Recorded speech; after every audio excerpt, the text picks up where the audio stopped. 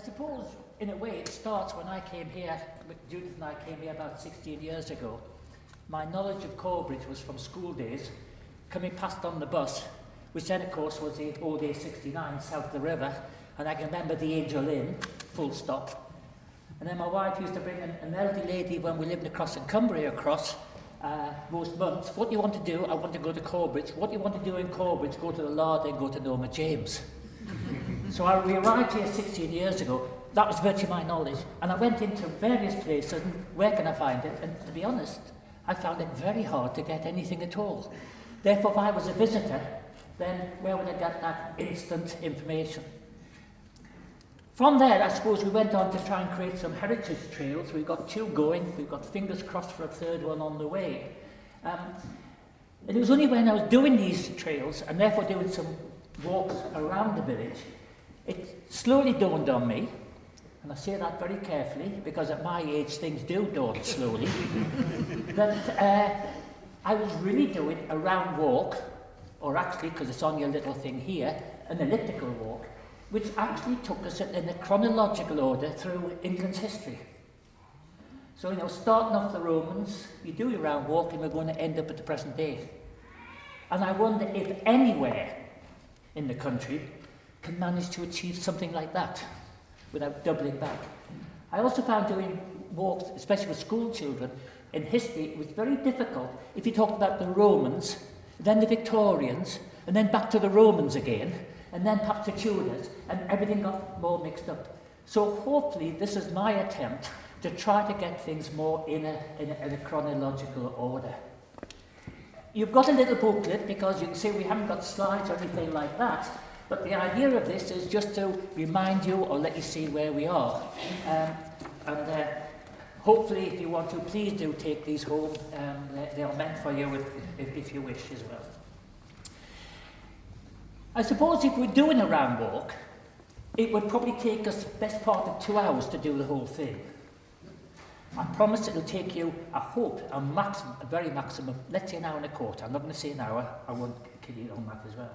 But it also means I'm going through 2,000 years in just over an hour. To save those of you mathematically inclined and got computer brains, that's about 35 years a minute. Which does mean that at times you move on quite quickly. So thank goodness there's a few little gaps when nothing happens. When I'm starting, and this is where I'm going to start with you, it would be outside, probably Church Cottage here, looking down Wellbank, which of course wouldn't have existed in the Roman time, as Watling Street wouldn't have done any of the houses. So you can see from there the Roman site. The Roman site was chosen there very simply because it was a good crossing place of the river. Perhaps even more important, once you got over the river, it was a crossroads of 2 roads. The north-south Deer Street, and perhaps in some ways locally more important, the east-west Stane Gate. And it was Stane Gate that was built to link all the forts along the Hadrian's Wall. Initially, the fort was probably timber, but I gather our friends from north of the border frequently came and burnt the wooden buildings down, so it was decided to build them in stone. And that was probably about 140 AD. The site itself, or the Roman site itself, was never a fort. It was a civilian settlement.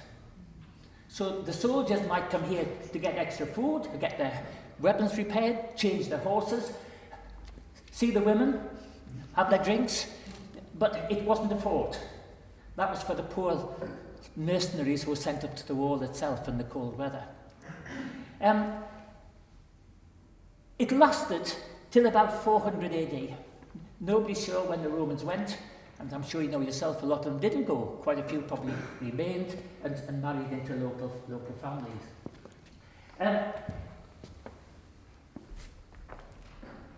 It was some time later, and I suppose I'm still on Roman times, when we came to about 1907. Come on, he said. He said it was going to be chronological. In 1907, they started digging the site at Corstorpedon. And I'm only going to show you this, which you can't see from where you are, but it looks pretty colourful, because I only got this last week. And this, in fact, is a map of the Roman site. And what apparently happened is in every year, 1908, they started doing the area in green. Then they put everything back and covered it over. 1909, they did a bit more. And I'll mention that in the early part, they found the famous Corbridge lion, which I believe one of the Salisburys, who used to be at the Golden Lion, I think that their grandfather was involved, and I think George Hall's grandfather was involved in actually finding that as well. So they were found. And it was only about the 1930s when they exposed everything again, and you got this complete coverage or exposure of what the granaries, workshops, temples, living accommodation, and so on. What I consider is easily the best example of where the Romans were, anywhere along the Roman wall. And why they want to go to Housesteads and Chesters, I don't know, when they can come here. I'll tell you one thing, if you've got grandchildren, you come here and let them crawl around underneath the places as well. If you come out from the Roman site, we say we're doing our walk, turn left and left again, and you come to the Corbridge. The Corbridge was important in the early days, if only because it provided the water for the Roman site. And there was a big area just exposed early, which was the fountain room, where water came in, settled, was allowed to let the oxygen get back into it again, and so on, before it was used for every purpose. If you follow the Corbridge down, you come to the River Tyne. And it was at the River Tyne that the Romans decided was the best place to build their bridge. I know there's a drawing in that little booklet of the bridge. I don't know who drew that. I'm sure it didn't look like that. I'm not going to kid you, it did. I suppose it's an interpretation of bridges they found elsewhere in the world. But apparently, they're quite sure it had 11 arches, which is a great number. It was about 25 feet high above the level of the river, so they must have expected some high water then as well.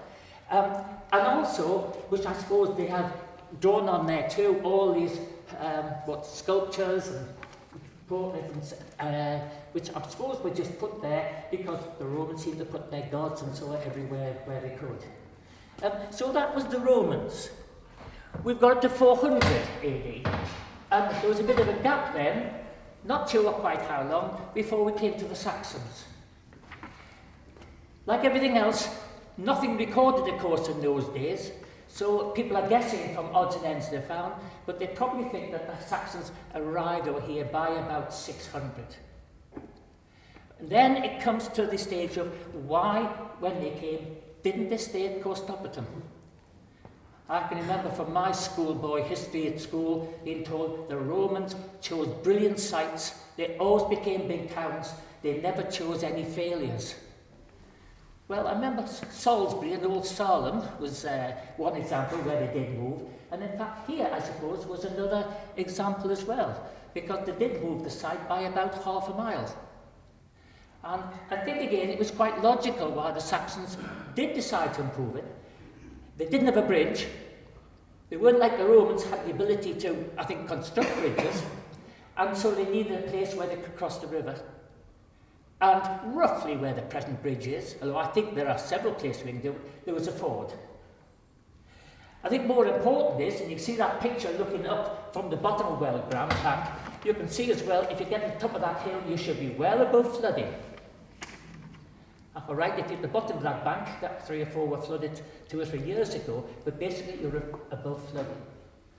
Perhaps even more importantly was that roughly on the bottom right corner of that photograph is a place called St Andrew's Well. There's a little sign there if you want to go down and see it. There's a blue plaque which the village trust put up, trying to give you just a little bit of history about it.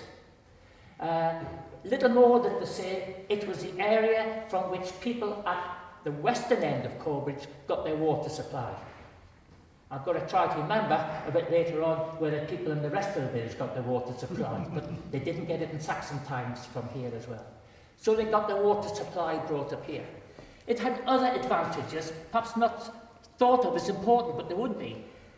Corbridge is on the north bank of the Tyne, far better than Hexham, which is on the south bank. Because I think especially ladies are better at this. I've often heard when they used to buy a new house, which way is the kitchen facing? Because you wanted what? A light and a warm room. So by Corbridge being on the north side, you were going to get more sun. And a couple of others, highly important in those days, the soil in the valley floor was fertile, so they grow crops, and there was a lot of timber around, which meant, of course, they had wood for their houses, cooking on and heating and so on. So that everything they got. So they then started, as a first thing, building, it seems, this church. There's some debate about when it actually started, but I'm going back onto what I think now seems to be a more accepted one. It was probably as early as 674. Somebody was asking me this just 2 or 3 days ago, does that make it about the oldest in the country? And I think we must look into that because it must be one of the oldest ones, although it was built at the same time as 3 St Andrews, Bywell, here, and Hexham.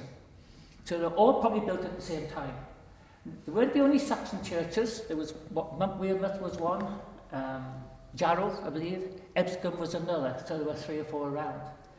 And although this is not quite the order I've got it in, the church they built was, you see the little plan at the bottom of that page, was very long and narrow. It's still similar to that in many ways today, because that little area on the left-hand side corresponds to the baptistry at the back. Same size, same area, everything. As far as the nave is concerned, the nave came as far as here, on this side, and you're going to, hopefully going to guess, it came as far as this wall on the other. So it was a long, narrow place. And it's when I go out of sight from everybody just about for the time being, the little chancel area would come back to about, I measured it to about here. So the altar would be in this area as well. And that was the same of not only this Saxon church, but Saxon churches throughout the country. But the other thing about it was very tall as well. It didn't have quite the windows, they were about 1920s put up there. But otherwise, it was probably as high as that near enough. Because like a lot of other Saxon churches, it would be monastic, which meant it had monks here. And the monk would probably live upstairs, and that would be their refectories, their dormitories in that area there as well. So it was quite easy for them. The monastic church, so some people think, was destroyed about 923 by a Viking raid. By this time, we should have said that when they were having the church first built as well, they didn't come the way you came in, they came in through the back entrance behind the vault in the baptistry. Again, there's a little photograph from outside. That is the width of the door and a little bit of the side of the nave you can see from, as I say, from that area. It was interesting in that you can, if you look closely at the picture, you've got to, I think, fairly closely, but you see above the door, or what is the doorway, there's a double arch. And apparently that was very common in Anglian architecture. They had one arch to shape the doorway, and the second arch to take the weight of the tower above it. Although they don't think the tower was nearly as big as that to start with. They think that was added about 1,000, before 1066 anyway. So it was made bigger like that as well. At that stage though, they must have still had, the entrance coming through here, they must have still had the Roman arch in place. And that Roman arch came from Corbridge. They're quite convinced of this. They believe it's in its entirety, because you can even see on it bolt marks, where they used to have iron clamps to keep the stones together. And I think the other thing which I've always find most interesting is, at the bottom, especially of them, are scratch marks. Now, it was believed to be one of the 4 gates into the Corbridge, so presumably some of the charioteers weren't quite as careful getting through the gate as they might have been. And so some of those would have quite happily been left there as well. The other thing which you can't see, even if you turn round from where you're actually sitting, but just through the arch and on the right-hand side, probably a bit higher up than that, is a blocked-up doorway. So my story, what I believe, I'm saying that deliberately, what I believe is that that must have been the doorway, the exit, to get up to the monastery up above. In other words, it was our equivalent of Hexham's night stairs. And so that would fit in, let's say, quite conveniently as far as that was concerned. I'm not going to try to read too much. It gets hard picking bits up, but I'm sure many of you have come across Pefner's series of the buildings of England, and this one is of Northumberland. And the only thing I would like to alter, one of his quotes, he said is, "The most important surviving Saxon monument in Northumberland, except for Hexham Crypt." So that's the tower here. So I would like to rewrite that. It's the most important surviving above-ground monument in Northumberland. I don't think anyone then can argue with that as well. When the Normans came, we've now, by the way, walked from the edge of, we haven't got very far, physically, from Church House. We got to the back of the church here. You now come through the door. There are only two bits, as far as we can tell, of Norman, or evidence of Normans being here in the whole of Corbridge. And they're both within the church. The first is the doorway. And the doorway, as it stood, has got round it, you have to have a look if you've never done it before, what they call echelon on echelon, but it's got like zigzags on, which is very much the Normans, if you like, carvings. So that's there for you to look. The other, which I'm always sad, I always get worried history from the churches here when I criticise them like that. The other is a grave slab, which is over there, on the ground. And it's to somebody called Alicia. Now that was remarkable in itself, because in 1100 and something, to have a grave slab to a female was pretty unusual in itself. And she was part of the Tyndall family, who were important in this sort of area. So two Roman remains, both in this church. So who's really awake? He said this was the end of the Saxon church. So what's that doing there? And what is the door doing over there? Yes, they've obviously both been moved at some stage, at a later time. There's certainly evidence of that as well. So that was the Normans. That was quite big. So we've nipped through at least 100 years there. And I'm going to come up to round about 1200. 1201, there was a visit by a certain King John. As far as Corbridge was concerned, he was a good king. If you read 1066 and all that, King John was a bad king. But he came to Corbridge and he granted charters so we could have markets at least once or twice a week. And that was important. And it made it into a sizable town with rights which even some of the biggest towns elsewhere in the country didn't have. And he came and hit that time. It was also a time of very much increasing wealth. And I think I've got at the head of one of those things. I said, Corbridge's golden age. Now, what happened if you got money in the 13th century, 1200 and something? Well, it seems if you're in East Anglia, southwest England, the money went into the church.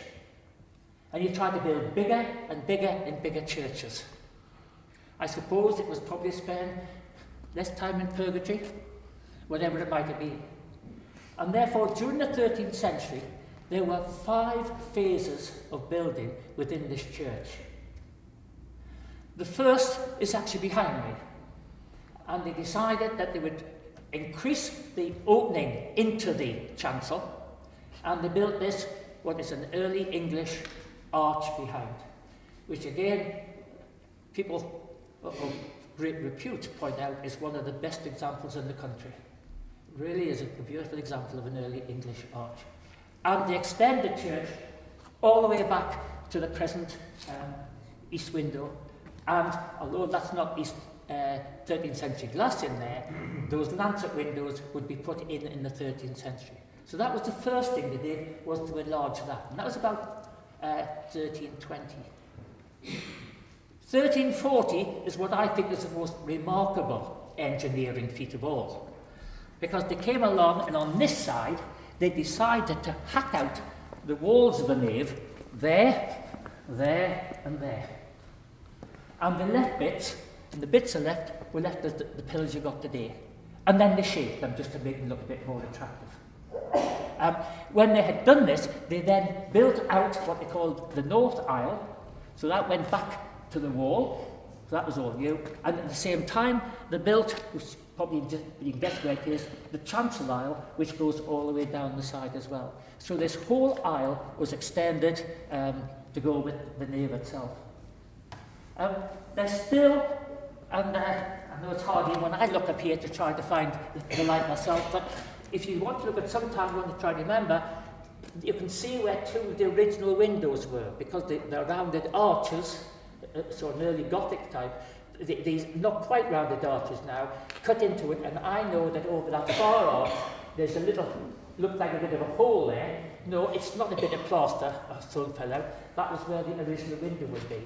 And I've got to do this myself. I know above this arch here, there's a great huge block stuck in there. I don't know how they got that up in those days, but they just bunged that in to try to block the window up. So that was 1240s. 1260s, they liked that idea, let's do the same on that side. So they knocked these down and they added the south aisle, which I believe only went as far as the aisle itself, not to the corner. And then, still plenty of money, place still doing very well. 1280s, they did what really makes the church into a true Christian church. Instead of having been a long, narrow one, you added the two transepts to make it into the Christian cross. So these were both built, say, about 1280s. 1290s, still thinking what to do with their money. So they then decided they would add one or two other things. They added an aisle there to go with the transept in the wide of this as well. But it meant that by 1295, which is a huge date in Corbridge's history as far as I'm concerned, Corbridge, this church, would probably have looked almost exactly as it does today. Minor details, but in plan and everything, it looked the same. It was a time, though, by now, when, they say, Corbridge really had done very well. And it was a time when Edward I called for a model parliament. I remember that being taught at school. England's first parliament, a model parliament. I gather since it wasn't a model, it wasn't the first one, it wasn't a proper parliament. Never mind, that's what we were taught. I think part of the reason why it wasn't a model is that Corbridge were invited to send two burgesses, that's freemen more or less, down to London to go to this parliament. But that's to try to show you that Corbridge was to be important. The point was, they weren't invited, they were sent for, not because of any great deal about Corbridge, but because Corbridge was regarded as being a wealthy place. And all Edward I wanted was money. What a surprise. And he wanted it for fighting the Scots and all the rest of it. So that at least shows rich. But why did Corbridge get so rich? So the next stop when I go around here is, I'm going to say 1295, haven't got that, is the marketplace, the old marketplace cross. Of course, that had stood in the marketplace, they think possibly from Saxon times, certainly by this Golden Age times, and actually stood there until about 1807. And it was around there, around the cross, that every year the Stag Show Fair was summoned, and I want to come back to that later on, just from the date point of view. But you've got to remember that when they started the Stag Show Fair, the initial idea was they were selling, obviously, goods. It was ironware. And Corbridge was noted for iron. Main Street was actually called Smithy Gate. And although I must mention this one, there are other examples where the 13th century ironwork can still be seen. So they used to meet on the marketplace cross, because it wasn't stuck outside the Peel House then, it was stuck in the marketplace where the present one is. And they would go up to Stag Show, and then in the space of 3 days, they would sell or buy, whichever it was, 100,000 sheep, cows, horses, pigs, or as the books would say, their swine. Huge. And imagine how many, even allowing for big herds, how many farmers or people like that was to come along with those people. And of course, if they were coming from England or moving back to England, because then they were trading with Scotland, how did they get here? Across the river. And so what did they do? Well, 1236, middle of the Golden Age, they decided we'd better build another bridge. So they built a second bridge, which is virtually where the present bridge is. And at the same time, as it got even richer still, Corbridge by this time had four churches. You probably think remember them, I don't know what they are. St Helens, which was just behind the parish hall on St Helens Street.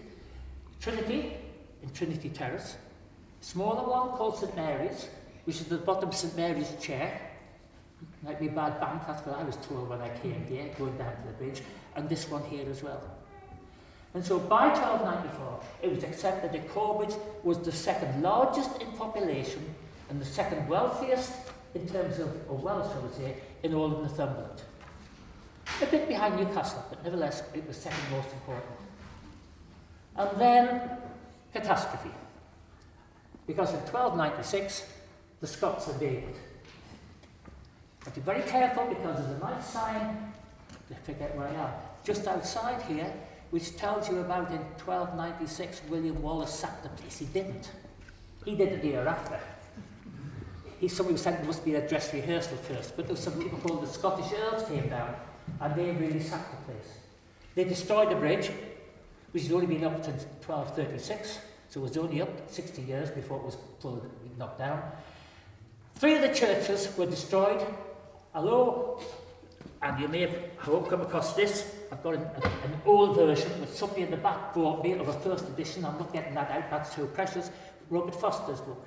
And he describes even when he was a child in the 1820s, 1830s, you could see the remains of 2 of these churches.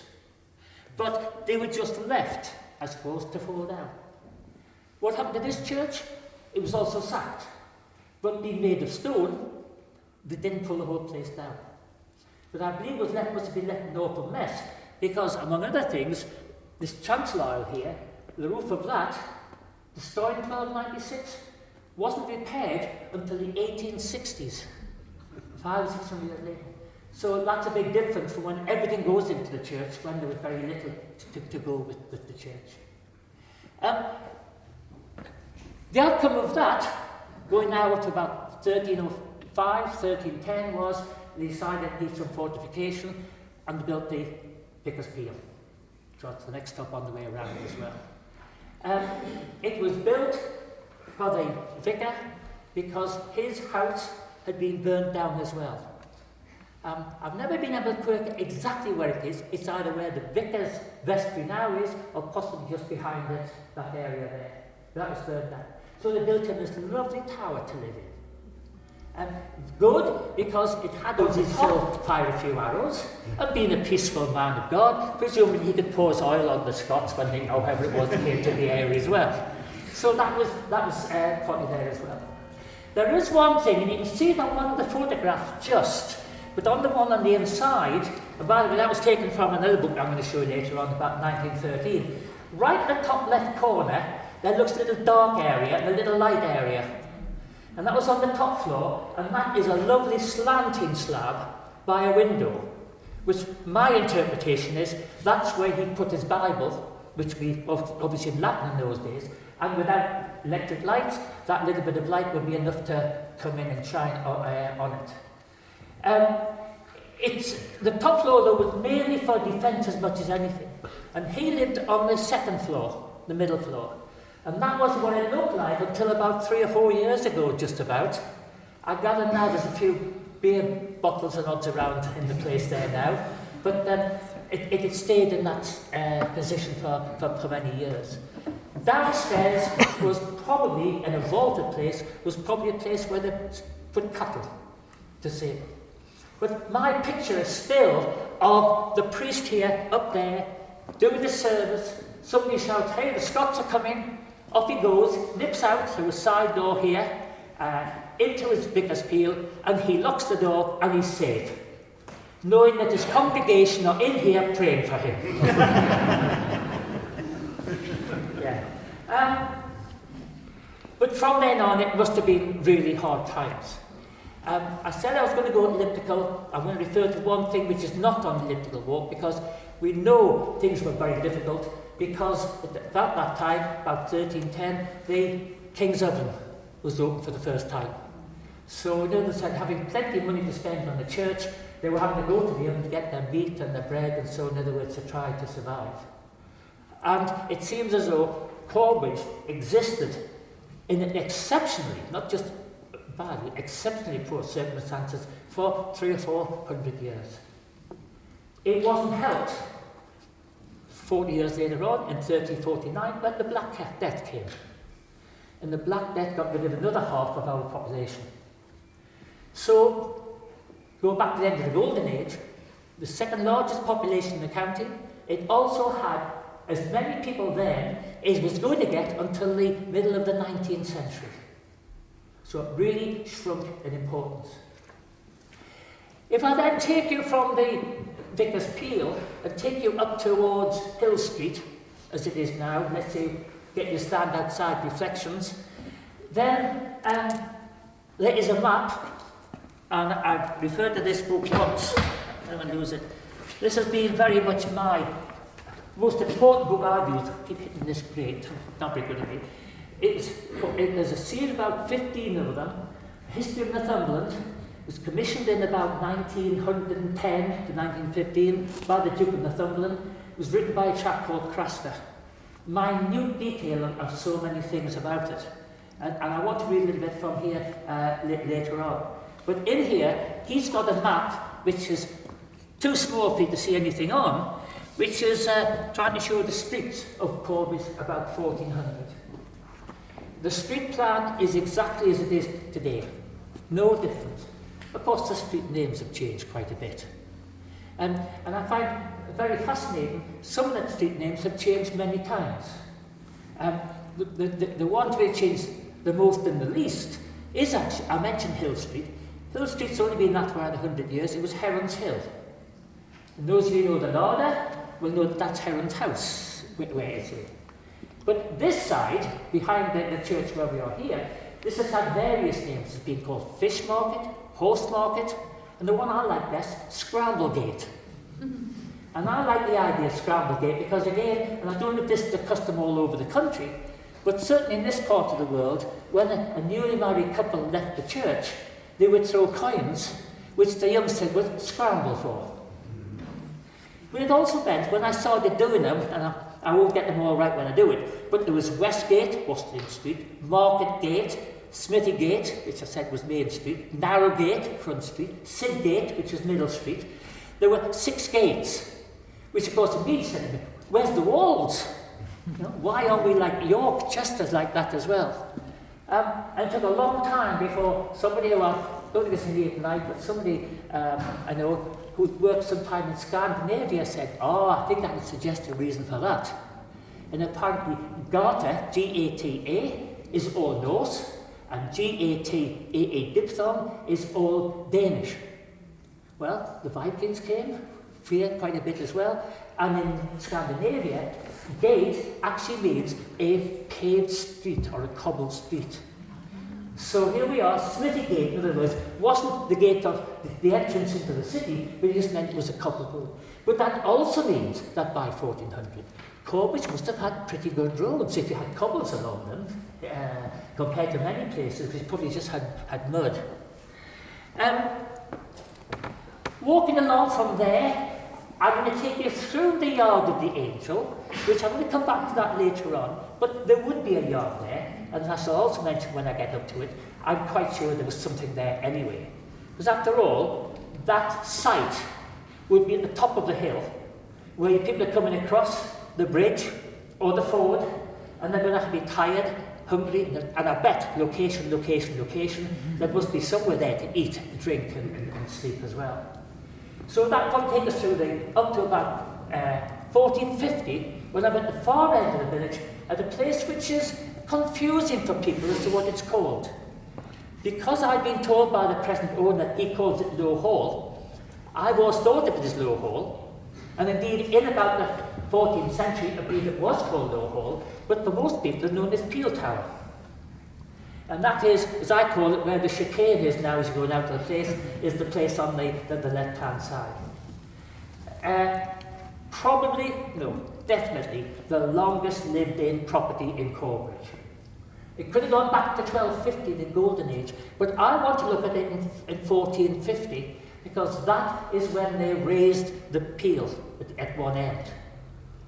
Because although the wars with the Scots had probably finished, or mainly finished, you still had the Wars of the Roses going on.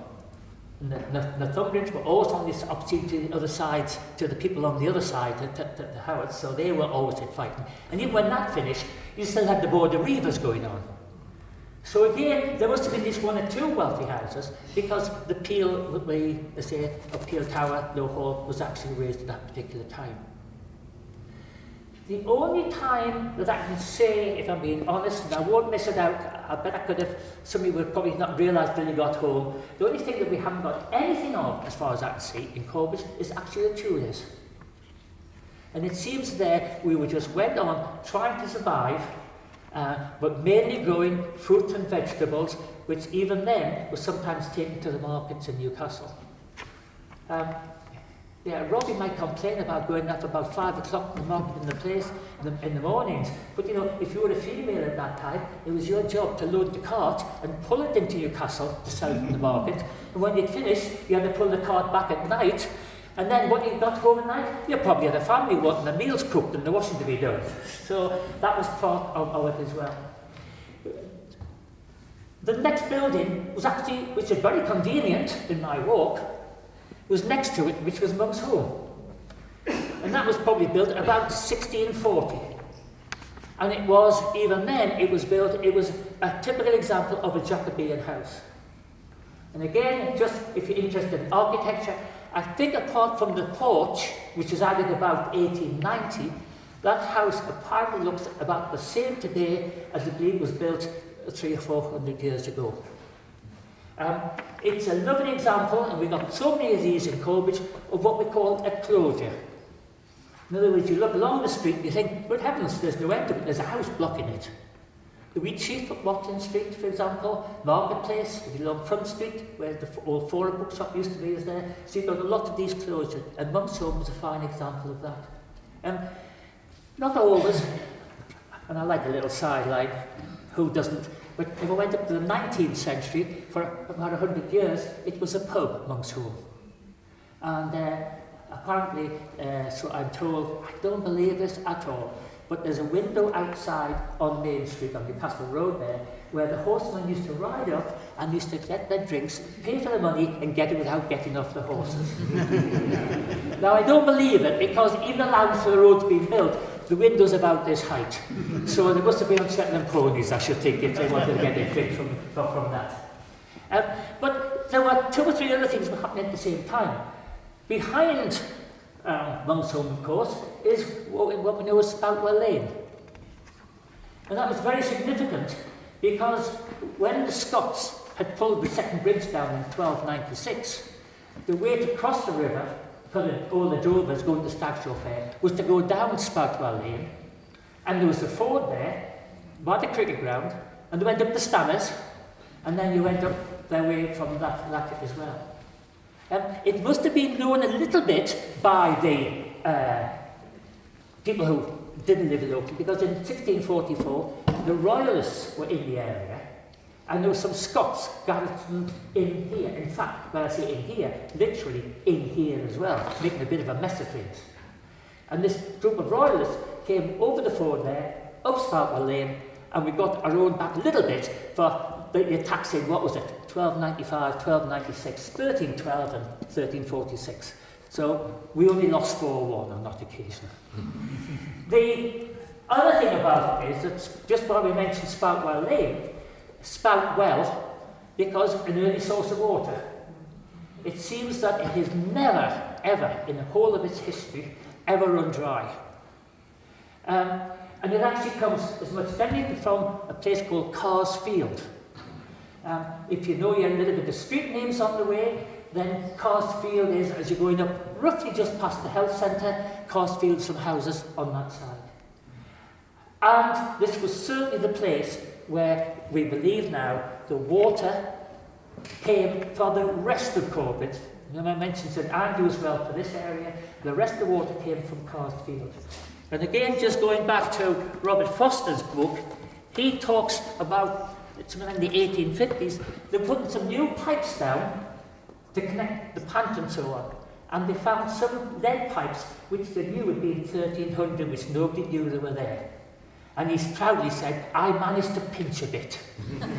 I don't suppose anybody else wanted. And of course, no lead pipes as well. Going on from there then, I'm going to take you back quickly along Main Street, and I want to stop outside the corner at the edge of Front Street, where the seat is by the back of Lloyd's building. So from 1640s, I've come up to 1674, and that is when they built the third bridge. So the Roman bridge, the second one of 1236 to 1296, and the present-day bridge from 1674. As you all know, it's one thing is dumped into people living here. It was the only bridge that survived the flood of 1771. I think there was great concern that it wasn't going to survive the flood of 2015, with the noise and the groaning and so on went on as well. But we still can't get the Environment Agency to, I think, accept that there's quite a threat there as well. And for me, living on the other side of the river, I don't want that bridge to go down an awful long way around to get to the Black Bull or the Angel for me to visit as well. That was one thing, the bridge. At the northern end of the bridge, had been in the Middle Ages, had been St Mary's little tiny monastery or church there as well. But after the second bridge was, the third bridge was built in 1674, they built a toll gate there, the Bridge Bar toll gate. So that meant now that with the new bridge, all the farmers still going to stack chauffeur, was still going for another 200 or 300 years, they now didn't have to, here's a nice Northumberland word, they didn't have to plodge through the water anymore to come over the bridge. Would they? Not likely. There was a toll gate on the end, so I bet they still went up and went down and came round the back corner as well. So they were, that was taking place on there as well. I also had thought, until fairly recently, myself, that the bridge, when it said it had been destroyed in 1296, meant it had been destroyed and was gone, there was nothing there at all. But it appears at times they managed to get it work enough to get people across and back again. And it just struck me that in 1401 there was a papal bull, fancy a papal bull for Corbridge, to say that the nuns down at their little monastery there could raise tolls themselves to help repair the church. So that was 1674. And then I come to just a few years later, and what, again, I find is one of the most fascinating stories in Corbridge, and that was the story of the Angel Inn.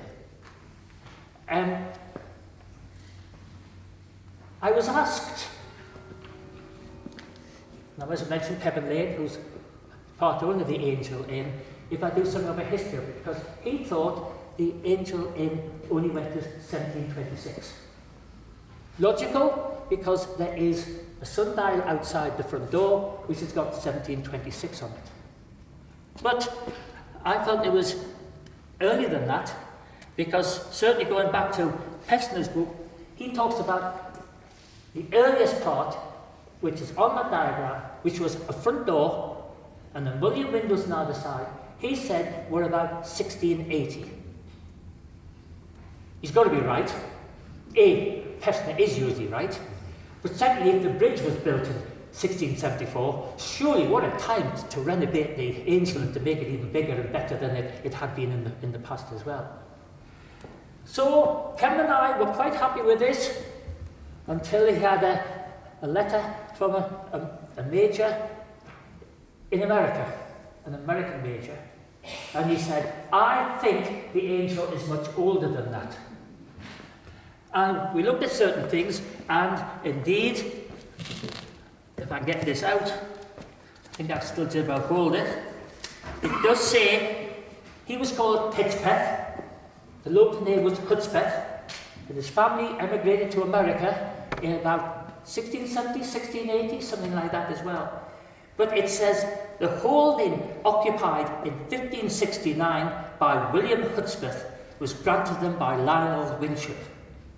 In all probability, this was the Angel Inn. So that was some evidence that I think was probably already there at that time. We have found a lovely twist at the end of this story, which I wasn't going to tell you. You know, if you watch television series, you have to come back next week and see what happens. And if you're like me, you haven't got a clue because you've forgotten, even if you could understand what was going on the first time, sometimes. But in fact, the other twist about it was that the Hudspeths, who owned the Angel at this time, happened to live at a place called The Hole. When I came here, I remember old George Hall telling me, that's Geordie's Hole. Does that help you? No, look, a lot of blank faces still. You probably know there's Orchard Vale, which is down towards the bottom, down from the Winship, going down there as well. So then again, the owners of, there were farmers, the owners of Orchard also were the owners of the Angel Inn. It was sold then to this family called the Winships, and they must have owned it for about 200 years. In about 1680 or so, the grandson, he was the one who built that doorway and the mullioned windows. His son had the sundial put on the front with the initials AWE. That was quite a common thing. I think there's one over Heron House and there's 2 or 3 in the village like this. You did this often when you were married and moving into new property. So AWE was Andrew Winship, and it was AWE, Edward Winship, and Anne was his wife. Next to it, by the way, is another sign, which you can just about see in one of those photographs. Have a look at it. You won't see it in the summer because it's always disguised by those magnificent hanging baskets that we seem to have these days there. And that was the motto, the logo, if you like, of the stonemasons, the Guild of the Stonemasons in Newcastle. So that has been on since that particular time. But I'll just read you this little bit from Craster's book. I'll tell you the detail, so it's not going to be long. The Angel Inn stands at the west end of Main Street. Its central portion is the oldest, and in the interior are several ancient features, including beams, rafters and a balustrade. In the room to the right of the entrance are indications of a large stone fireplace with a spit. The semi-arched door and the mullioned window to the east of it are the only features that belong to the original structure. A little bit more from that. They had it for about 200 years, from about 1600 to 1800, when a family called the Blandfords took it over. The Blandfords, doesn't matter about the name, except that eventually he had a niece, lived with him, called Elizabeth Lucock. Again, that doesn't matter, except Elizabeth Lucock happened to marry somebody called John Hall. John Hall is the great-grandfather of the present George Hall as well. Again, he's just looking at that other picture of it as well. You will see he's got the name John Hall above the doorway there as well. And of that I can't remember which it is, but you'll also see on one of those, I think it's a sketch, it's very hard to see, but on one of them, there is on the left-hand side, on the gable, there looks a funny little thing stuck on the end.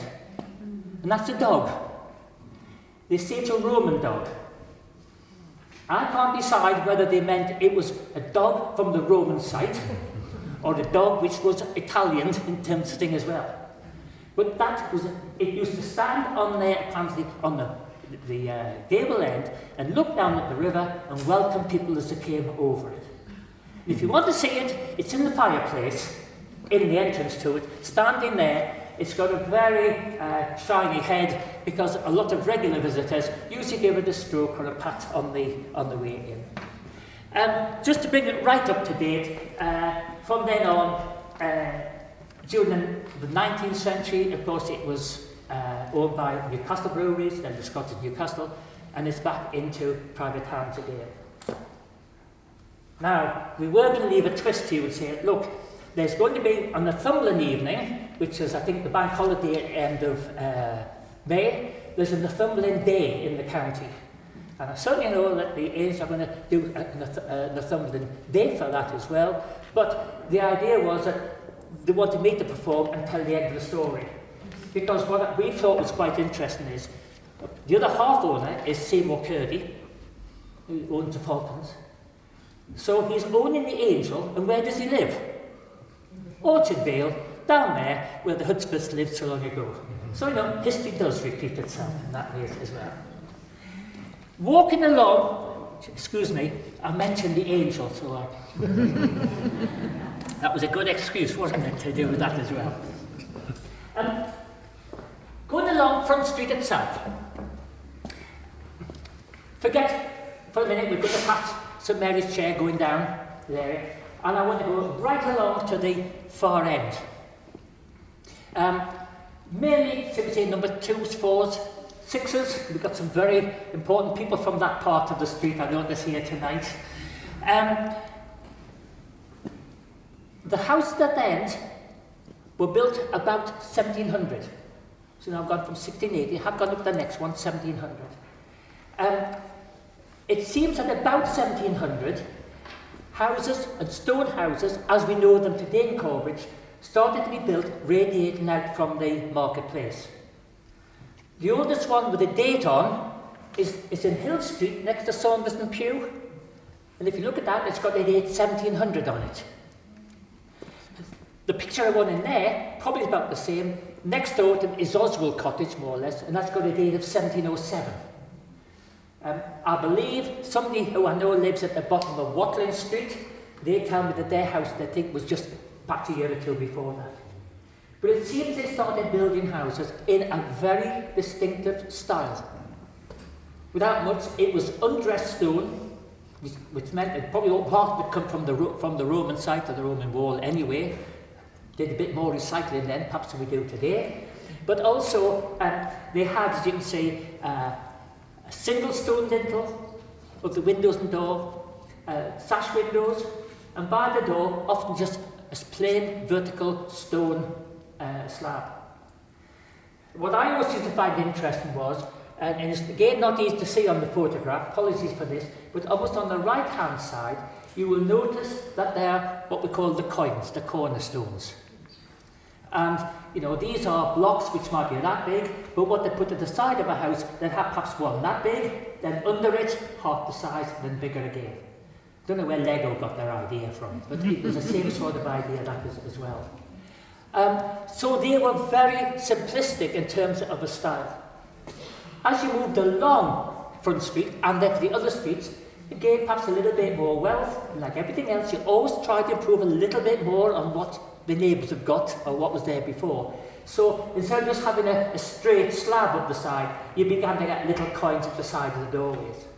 And another one going along, well, it's only number 14 and 16, there's two there where you can see they've even got a rose window. It was never a chapel, apparently, but it was just an ornate window.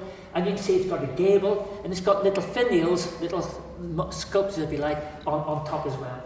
So again, it showed as you went through it, through the 1700s, you were getting richer and richer. And just another one is, I liked when I was taking people around, I used to get people to look at that one with the 3 doorways on and say how many houses were there, and prove it.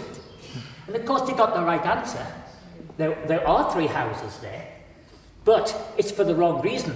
Because in fact, the middle door there's 2 doors on either side, which are the camera image of each other, but there's a 3rd house to the left as you look at it, which has the shared backyard. So again, you've got to look sometimes to find this out. How I found that out was being nosy, I suppose. Again, I suppose you could say that the shared backyard was jolly useful. Of course, probably in those days, that was where being in Northumberland, that was probably where the outdoor netty was.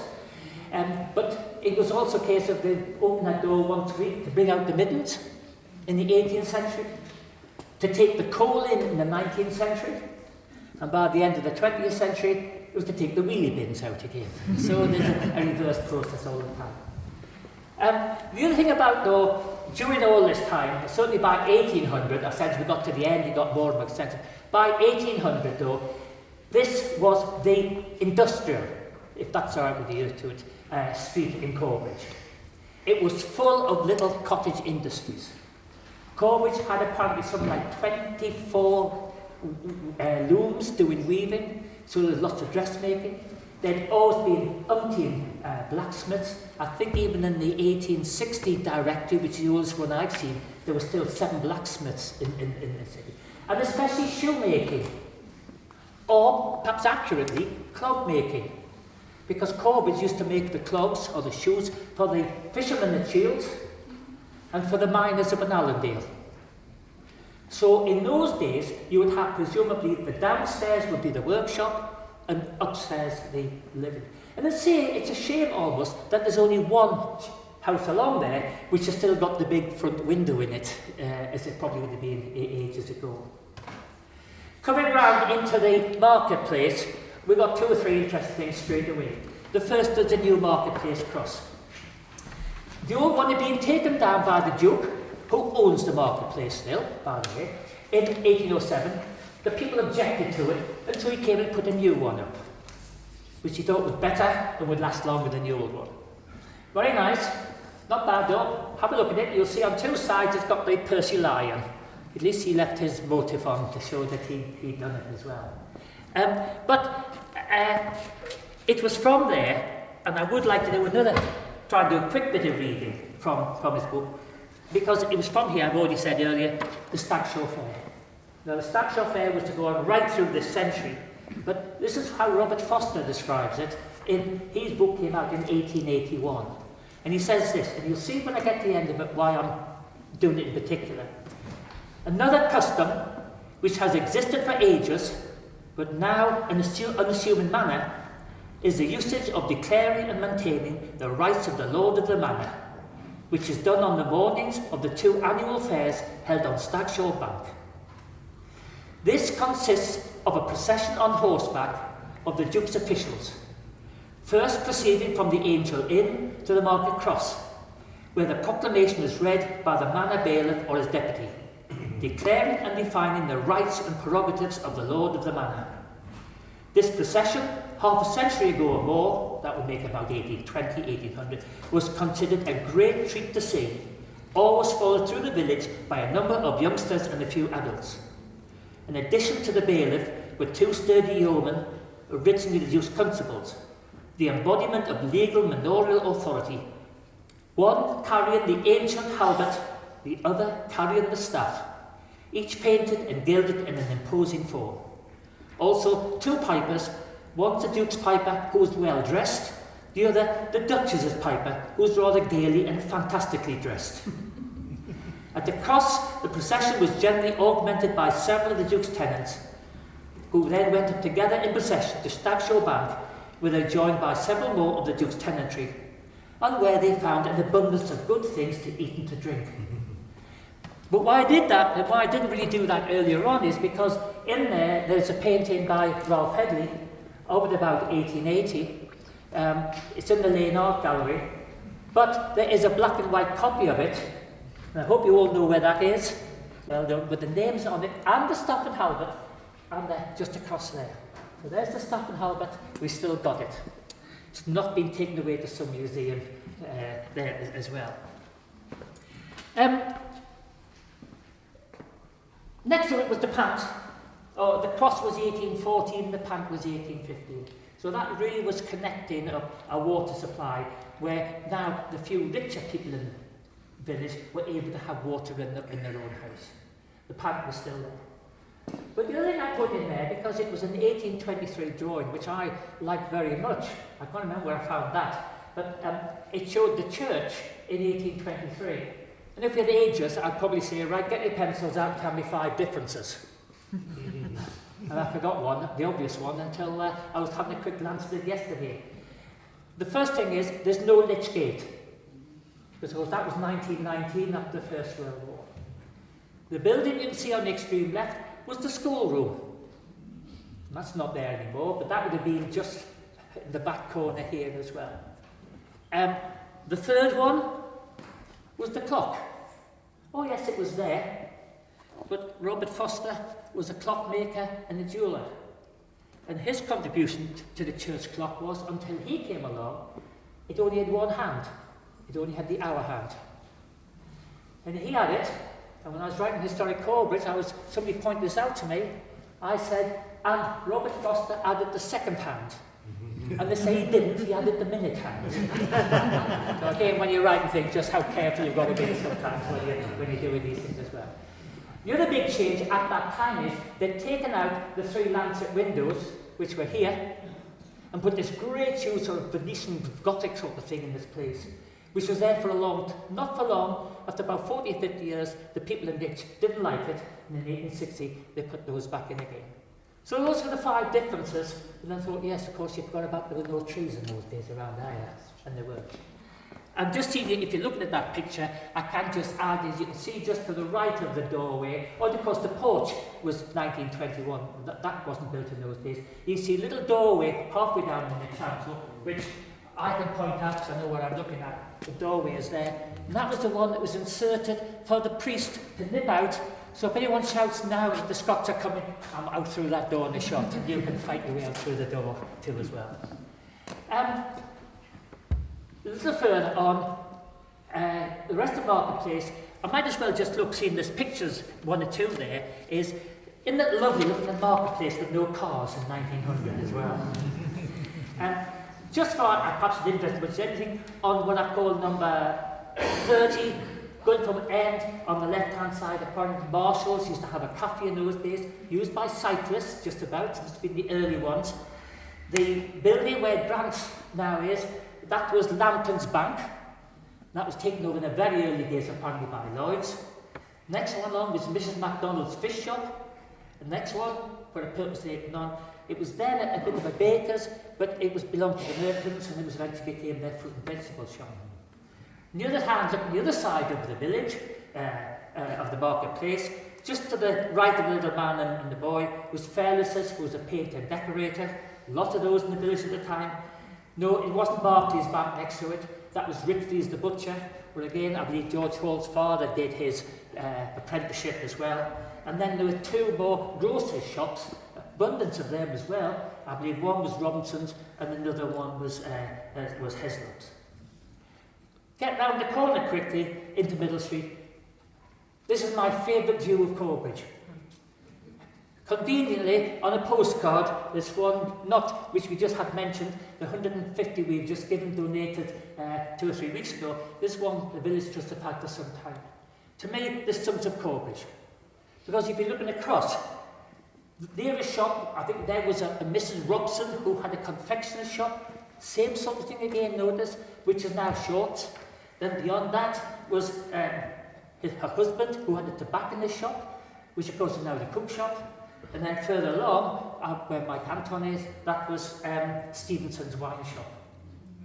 But what I like about that picture is that postcard was dated, had a frank on the back, 1900. And if you look at that picture, it looks exactly the same, apart actually from the women's dress. But the shop windows look exactly the same. The window upstairs are the same, the chimney pots are the same number and everything.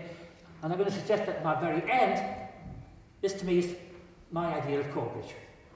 So look on the other side of the road, you crossed over to Shorts, what do you see? We're looking to one side of Blackpool, you've got Norma James. And I've got a picture of Norma James' shop in 1902 with a Mrs. Pearson, who had even not the latest clothes shop there. And she, again, the shop frontages there looked exactly as they do today. And let's be honest, a cantus looks in the same fashion at all. So I think that's one of the, shall we say, the real pulls of Corbridge, is that we haven't gone in for modern designs, a mixture of everything and nothing and pull things down. Conservation has been very strong all the way through. Oh yes, there's a picture on the next page. But the one which I know you won't be able to read, but I did it for my own memory. When I was trying to work out all the shops or buildings, what they've been used for since 1900, I came to some quite interesting conclusions. And I'll just show that since 1900 and 2015, and I haven't altered it, for the last 2 or 3 shops have been changed, but in that time, the types of shops have altered tremendously. Types of shops. First of all, in the old days, there were 6 pubs. I have written down here 5 in 2015, of course there's only 4 open at present. The convenience goods, which was the bakers, the fishmongers, food shops and things like that, there were 27 in 1900, 11 now. Because everybody did the shopping locally. You hadn't any way of getting out, no buses, cars, or very little. Non-food, and that was the painters and decorators, the electricians and plumbers, etc.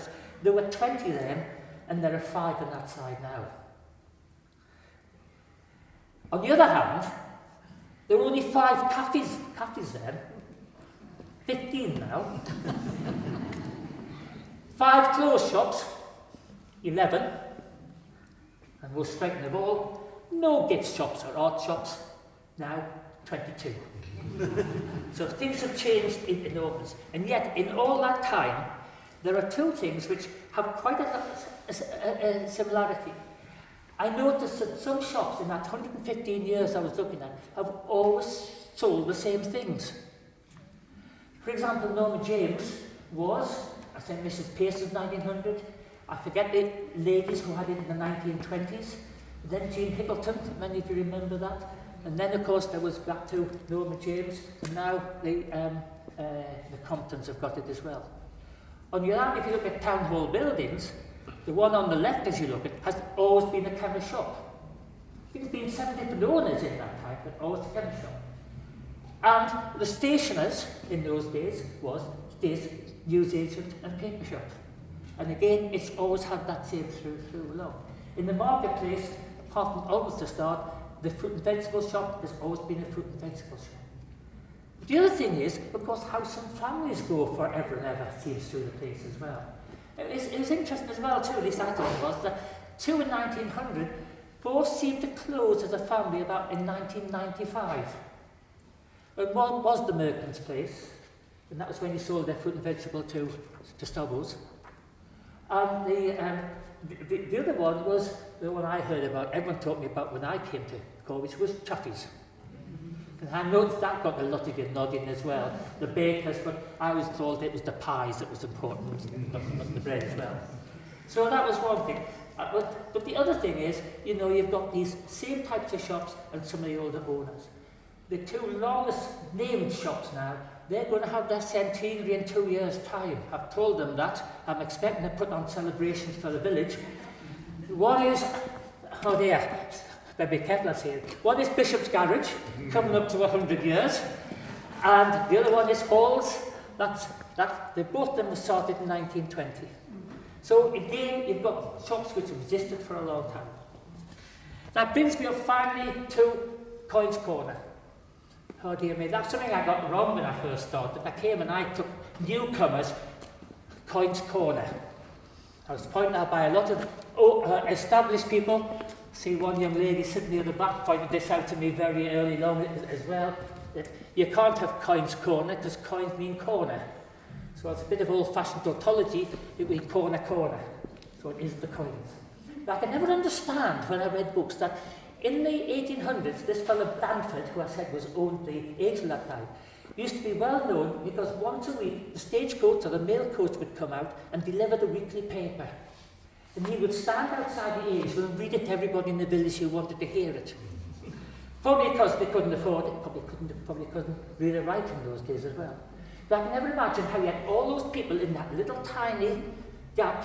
There's no coins as it stands with the flowers there in those days. How you got all those people there?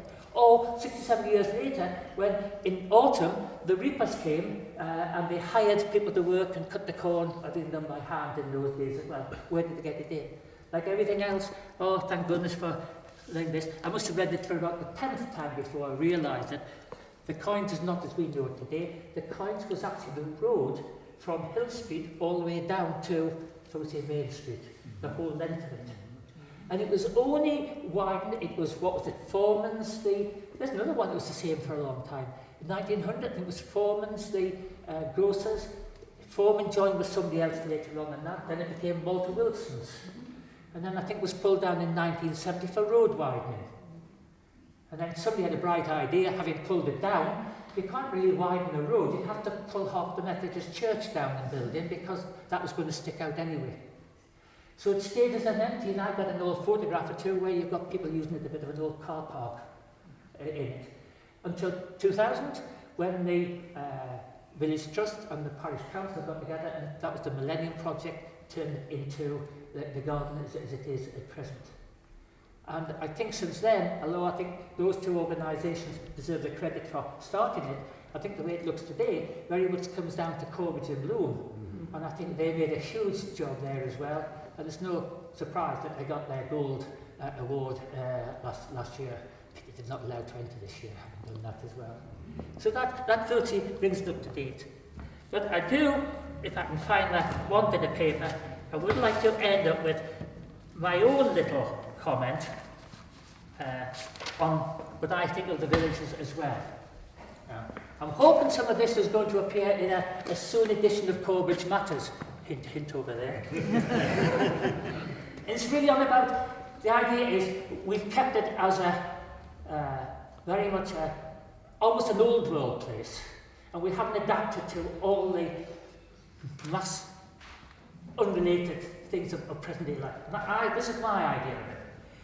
Corbridge relies heavily upon the many visitors for its employment and income.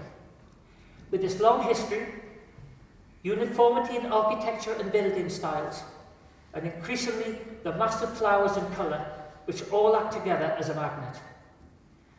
Visitors enjoy exploring the narrow streets with their small, often family-run specialist shops that provide both a first-class welcoming service and high-quality goods set in traditional, even old-world premises.